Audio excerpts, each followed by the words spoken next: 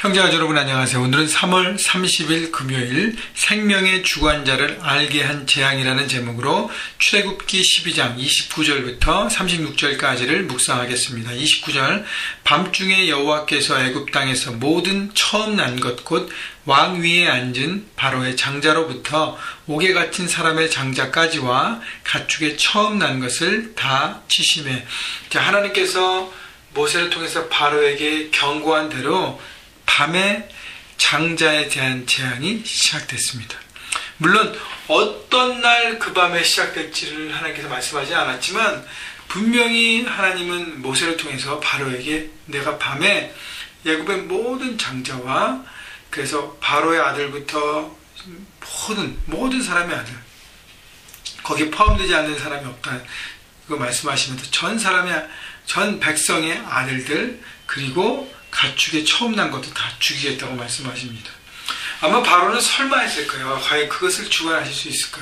근데요, 하나님은 생명을 창조하시고 생명을 만드시는 분이기 때문에 주시는 분도 하나님이고 거두시는 분도 하나님이십니다. 그렇기 때문에 하나님의 주권과 하나님의 다스리심과 하나님의 하나님 되심을 하나님 보여주시는 것입니다. 자, 말씀대로 장자의 재앙이 시작됐어요. 하나님의 목적은 바로의 교만, 애굽의 교만을 치시기 위한 것입니다. 여러분, 바로는 태양신의 아들이라고 부르면서 신적 위치에서 애굽에서 신적인 위치를 가지면서 정말 무소불위한 권력을 휘두르고 있었던 최고의 통치자였습니다. 그렇기 때문에 하나님을 무시했고요. 여러 가지 거짓으로 교만하고 여러 가지 술수를 통해서 여러 가지를 통해서 자기의 자존심을 굽히지 않으려고 애썼습니다. 그런데 결국은 어떻게 해요? 그 바로가 무너지는 것입니다. 여기 보면 바로의 장자로부터 옥에 갇힌 사람의 장자, 옥에 갇힌 사람까지 설마 하나님께 지실까라 생각한 부분은 모든 사람, 포함되지 않는 사람이 없다는 것이죠. 하나님의 심판은 예외가 없다는 것입니다. 모두에게 임합니다. 애굽 전체가 어떻게 해요? 장례식장이 된 것입니다. 죽음으로 뒤덮인 것이에요. 여러분, 보통 한 사람의 가족이 죽으면 주변 사람들이 함께 울어주고 함께 위로해주고 함께 격려해주는데 그럴 수가 없는 거예요. 왜냐하면 우리 집도 옆집도 다 장자들이 죽어나고 가축 중에 첫 새끼들이 다 죽어나가니까 이거는 정말 대단한 큰 고통이 아니겠습니까? 30절 그 밤에 바로와 그 모든 신하와 모든 애굽 사람이 일어나고 애굽에 큰 부르짖음이 있었으니 이는 그 나라의 죽임을 당하지 아니한 집이 하나도 없었음이었더라. 여러분, 그 장자의 재앙이 일어난 그 밤에 아마 그 밤에 일어날지는 상상하지 못했던 것 같아. 그래서 다 자고 있었는데 그 죽음의 심판을 통해서 모두가 일어나서 큰 부르짖음과 곡을 했다는 것이죠. 애통하며 고통 가운데 되어진 것입니다. 여러분, 그래서 가장 무섭고 처절한 재앙이 애굽 땅 전역에 퍼진 것이죠. 하나님은 이 마지막 재앙을 통해서 완전히 애굽을 초토화시키고 바로의 자존심을 완전히 무너뜨리고 영적 전쟁의 승리를 선포하시고 승리를 보여주신 것입니다. 31절 밤에 바로가 모세와 아론을 불러서 이르되 너희와 이스라엘 자손이 일어나 내 백성 가운데에서 떠나 너희의 말대로 가서 여호와를 섬기라. 내 백성 가운데 떠나 너희들의 주권이 나한테 있지 않다. 더 이상 주권을 포기한 것이죠. 하나님 앞에 항복한 것입니다. 이제는 떠나서 하나님의 백성으로 살라고 바로가 포기한 것입니다. 32절 너희가 말한 대로 너희 양과 소도 몰아가고 나를 위하여 축복하라. 그 재물 드릴 가축도 다 원래는 못 가져가게 막 이렇게 했잖아요. 술수를 쓰고 타협을 하고 다 모든 것 보냈습니다. 바로는 바로의 항복이죠. 얼마나 급했으면 그 밤에 부르지 않았겠습니까? 모세아를 그죠? 그 다음 백기를 들은 것입니다. 타협과 거짓으로 계속 끌어왔던 바로가 이제 두 손 두 발을 들은 것이죠.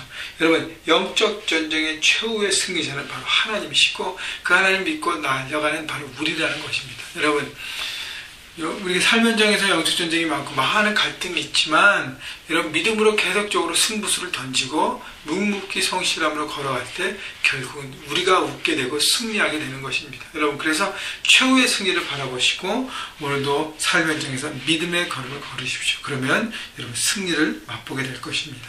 33절 애굽 사람들은 말하기를 우리가 다 죽은 자가 되도다 하고 그 백성을 재촉하여 그 땅에 속히 내보내려 함으로 하나님의 예견된 말씀대로 다 됐잖아요.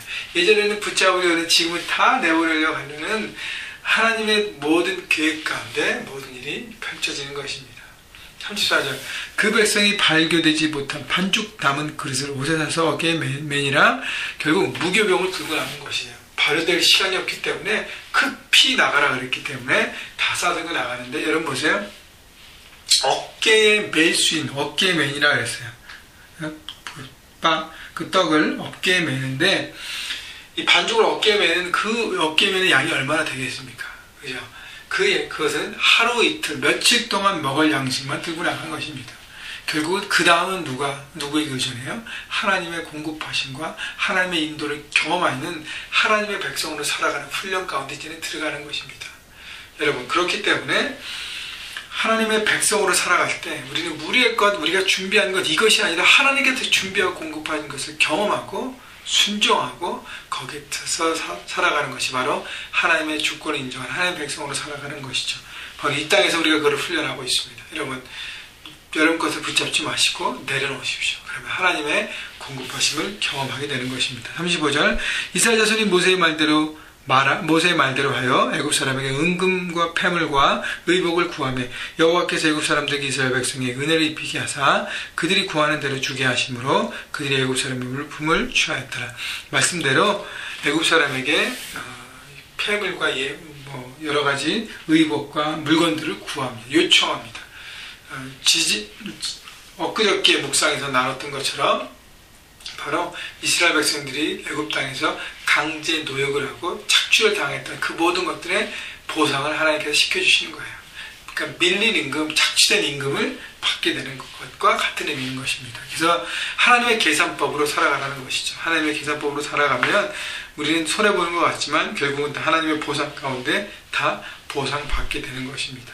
그리고 또 하나는 이 전쟁에서 꼭 총칼을 들고 승리했다고 승리가 아니라 이런 하나님의 심판을 통해서 애굽 백성들이 이스라엘 백성들에게 항복한 거예요. 그래서 전리품을 갖고 가는 의미와 같습니다. 다시 얘기하면 전쟁에서 승리의 것을 취하고 나가는 것입니다. 여러분 하나님의 승리가 우리 삶 가운데 있습니다.